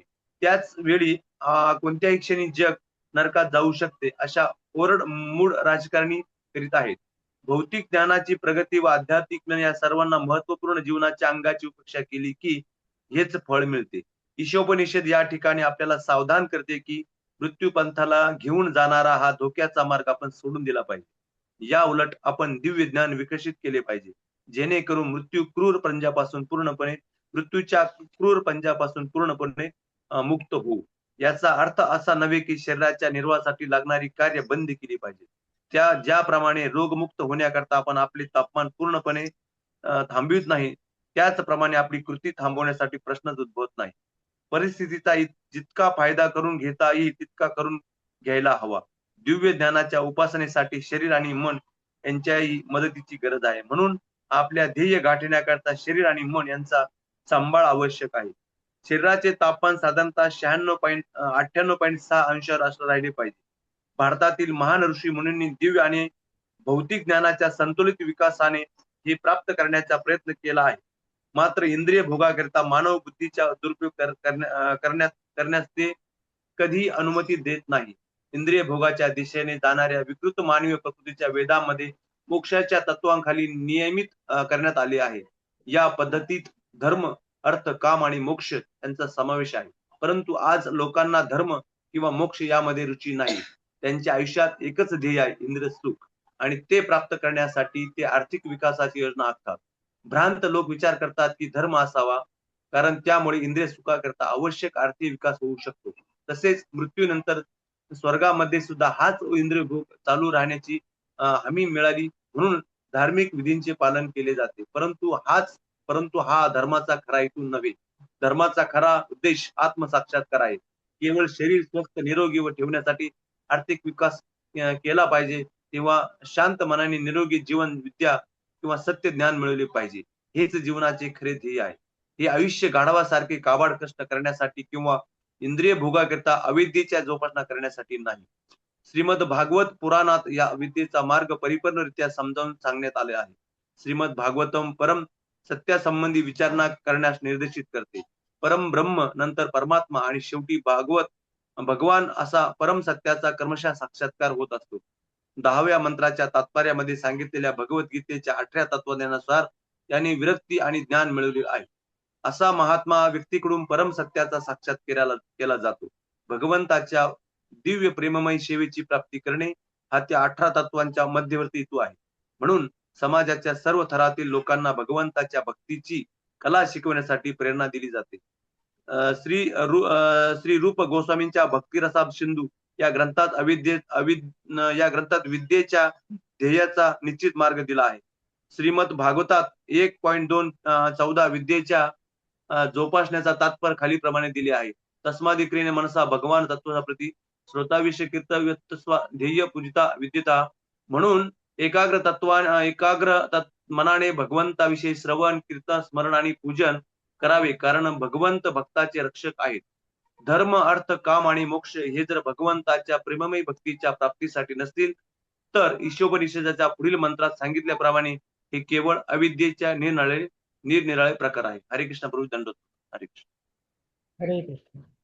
तर कुणाला काही प्रश्न आहे ते विचारा, नाहीतर आपण आता इथं थांबूया. या श्लोकाची चर्चा पुढच्या स्टेपवर करू.